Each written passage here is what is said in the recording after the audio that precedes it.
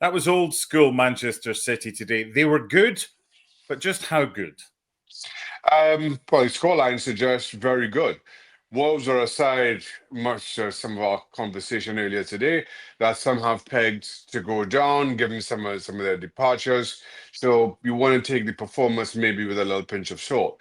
That being said, as we said earlier, all you can do is beat what's in front of you, and Manchester City certainly did that. At times, you wonder if this is the kind of fixture that maybe they would have struggled in last season, but no real signs of that. No real signs of that once City took the lead. Wolves did have a couple opportunities early on, one ruled out rightly for offside. But once City kind of survived that, um, and they got the opening goal, they were just in total control, and the result never really looked in any doubt. So the first half hour was interesting because Wolves' game plan was basically to go at them, Yeah. to try and hit on the counter when they got the ball, but to be physical and not to be frightened of them. And I thought it worked for a spell. They just couldn't find a way past James Trafford. And there was nothing at that stage in the first half hour before City got the opening goal to suggest this would be as one-sided as it turned out. No, it wasn't. And to to Manchester City's credit, having the likes of Stones back in the starting lineup now, if he can stay fit for all of, if not the majority of this season, I think is a huge boost to them defensively.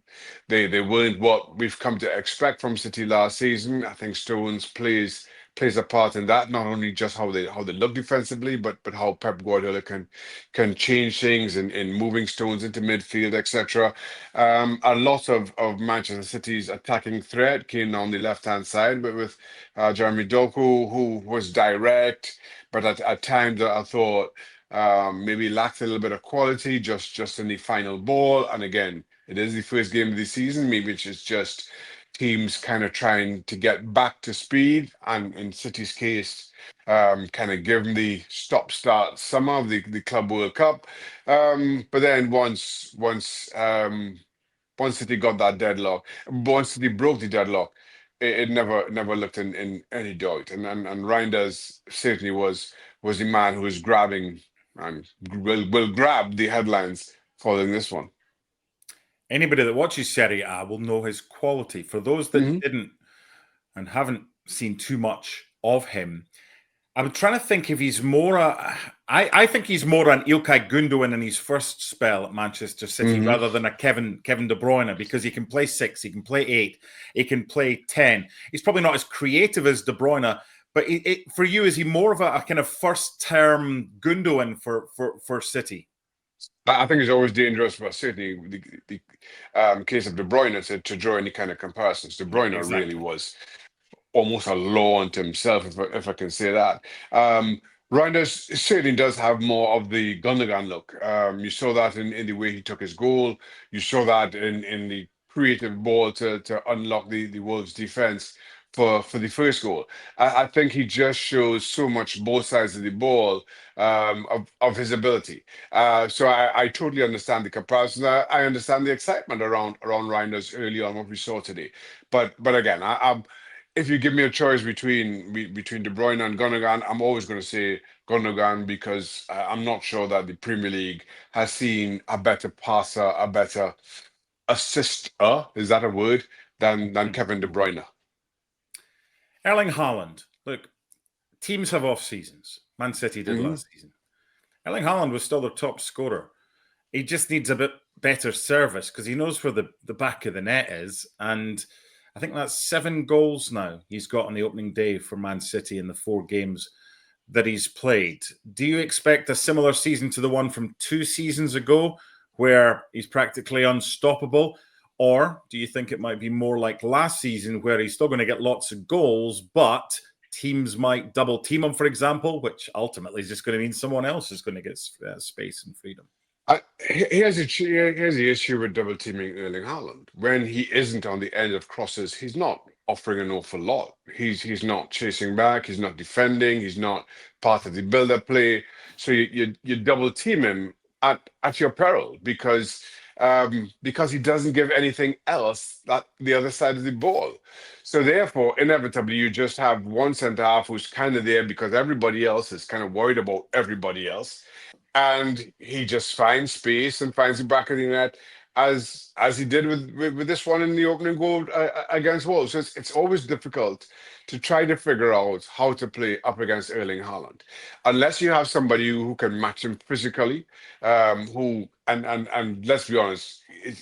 His movement in the box as a goal scorer is almost second to none, which is why he finds space. And then he is a good finisher. As I mentioned, maybe he doesn't offer much more than that. That's a conversation maybe for a different day up against a different opponent. So it's always difficult. And then the question then becomes, well, how do you starve that supply, or how you make that supply um, as predictable as you can, so that you give defenders a chance when you're battling up against Erling Haaland one-on-one with the likes of with the likes of Reijnders in this form. Silva, it's tough to keep City as predictable, and that for me will be everybody's challenge this season. But the squad that they have, I mean, today they had Hmm. no Gvardiol. So, I mean, it was Ruben Diaz and it was John Stones. Phil Foden and Rodri were watching from the stands. Nico Gonzalez started. Then they bring on Omar Marmoush, and then Cherki comes on and he gets a goal. Is this something? Oh, by the way, I wanted to ask you about James Trafford as well, because he started in goal. And there's talk that Ederson is probably going to move to Galatasaray. So there's another new face that's come in, even though he's been there before.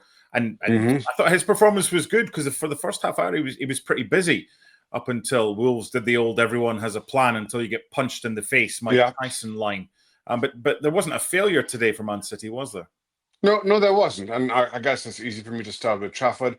I thought Yeah. he cooked himself wonderfully well. And you're right, there's a lot of speculation around Edison, and then speculation around Gianluigi Buffon to come in. Oh, Buffon. Donnarumma. Be wow. something for Buffon's like, yeah, late 40s now. there'd be something for Buffon to come in. Donnarumma to come in.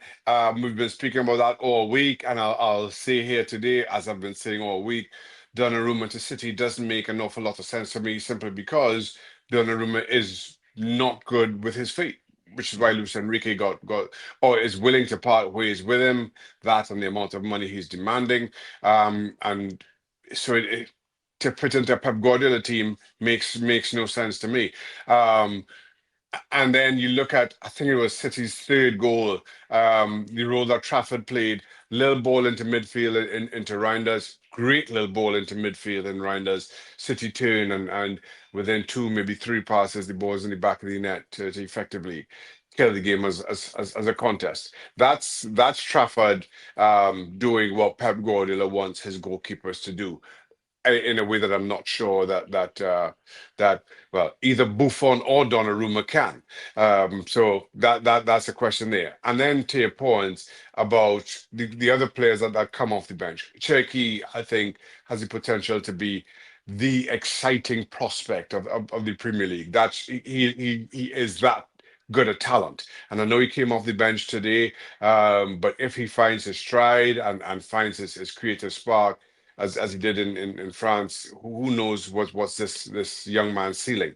We saw a lot of Marmoush last season, how direct, how impactful he is, and then the others who Pep Guardiola will be able to call on during the course of the season, just makes this arguably the best squad in the Premier League. And as much praise as I've heaped on City there, I'll also add, I still don't have them as favorites to win the league. So it kind of speaks to how good the league promises to be this term.